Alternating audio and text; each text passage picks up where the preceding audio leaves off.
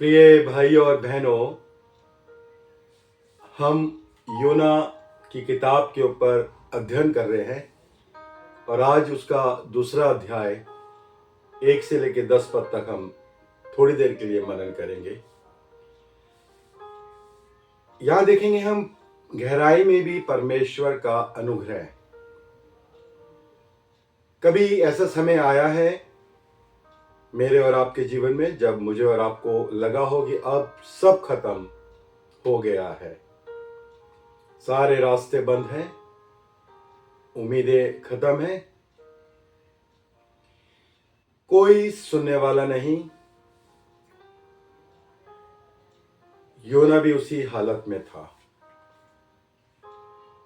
वो भागा, वो गिरा, वो समुंदर में फेंका गया और अब मछली के पेट में है।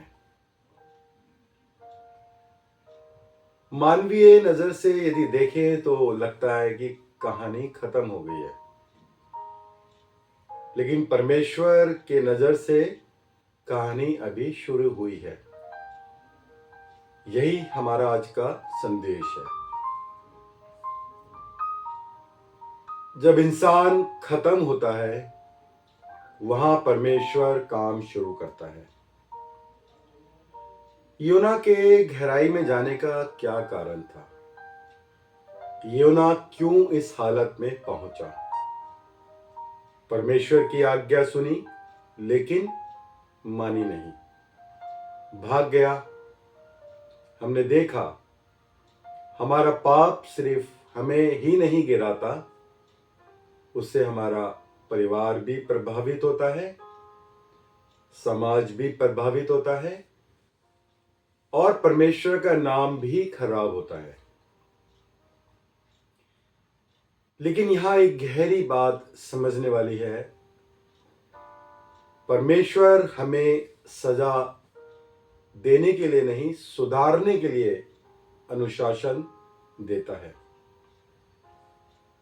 जैसे कि इब्रानी की किताब उसका 12 अध्याय 6 पद यदि पढ़े तो वहां पे लिखा है कि जिससे प्रभु प्रेम करता है वो उसे ताड़ना भी देता है। अगर आज जीवन में तूफान है तो हो सकता है वो परमेश्वर का क्रोध नहीं, उसका प्रेम हो। मछली जो है वो उसकी सजा नहीं है, बल्कि वो उसकी सुरक्षा है।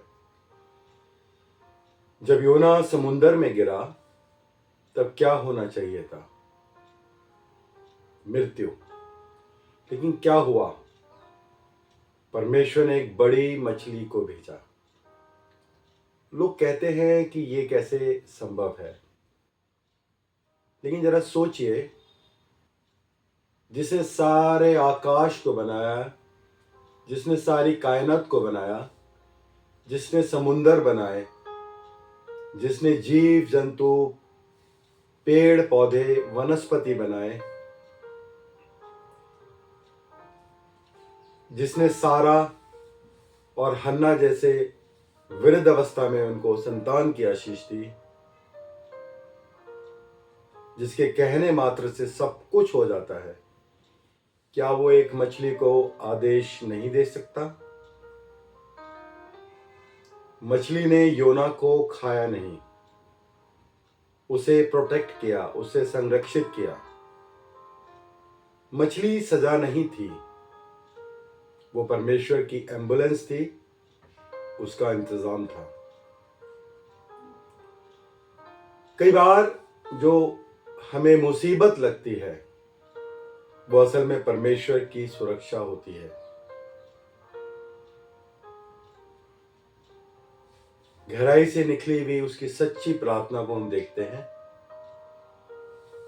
2 अध्याय 1 पद में, जब योना ने अपने परमेश्वर यहोवा से मछली के पेट से प्रार्थना की। ध्यान देने वाली बात है, योना ने जहाज में प्रार्थना नहीं करी, योना ने तूफान में प्रार्थना नहीं करी, समुंदर में गिरते वक्त भी प्रार्थना नहीं करी। लेकिन जब सब छिन गया तब उसने प्रार्थना करी। क्यों? क्योंकि अब उसके पास कोई ऑप्शन नहीं है। भजन संहिता इस बात को कई बार ही कहता है। गहराई से दाऊद के जीवन में भी जब उसने पुकारा, वो कहता है मैंने संकट में पुकारा, तूने मेरी सुन ली। असली प्रार्थना कब निकलती है?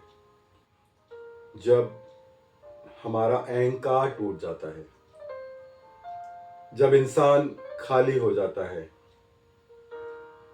कोई रास्ता नजर नहीं आता,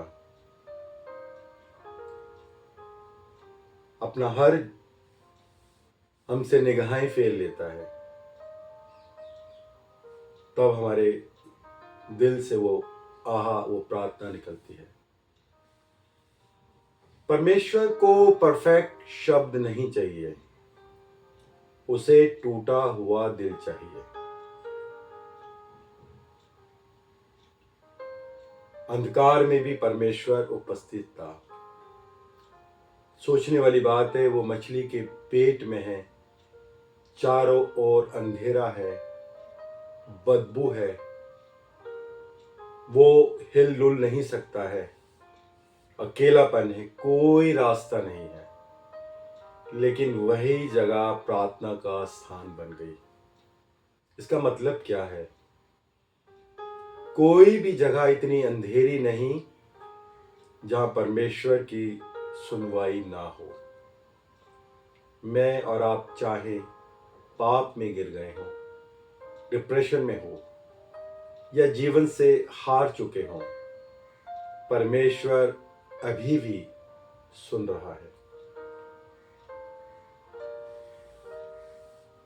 2 अध्याय 9 पद में योना इस बात को कहता है कि उद्धार यहोवा की ओर से ही होता है। योना ने समझ लिया, मैं खुद को बचा नहीं सकता, मेरी ताकत, मेरी समझ, मेरा प्रयास कुछ भी नहीं कर सकते। और जैसे ही उसने ये माना, परमेश्वर ने मछली को आदेश दिया और योना बाहर आ गया। ये 2 अध्याय का कंक्लूजन क्या है? सारांश क्या है? आज का संदेश बहुत साफ है। यदि मैं और आप परमेश्वर से भाग रहे हैं, तो हमें रुकने की, ठहरने की जरूरत है। यदि मैं और आप गिर गए हैं, तो हमें उठने की जरूरत है। यदि मैं और आप गहराई में हैं, समस्याओं में हैं, तो हमें उसको पुकारने की जरूरत है, क्योंकि परमेश्वर अभी भी काम कर रहा है। तो इन सारी बातों से हम क्या जीवन में सीख सकते हैं? प्रिय भाई और बहनों, आज निर्णय लेने का दिन है। क्या हम आसान तरीका चुनेंगे या योना की तरह कठिन रास्ता? आज मुझे और आपको कहने की जरूरत है, प्रभु, मैं भागना बंद करता हूं, मैं अपने आप को तेरे हाथ में देता हूं, जैसा तू चाहे मुझे इस्तेमाल कर। शालोम।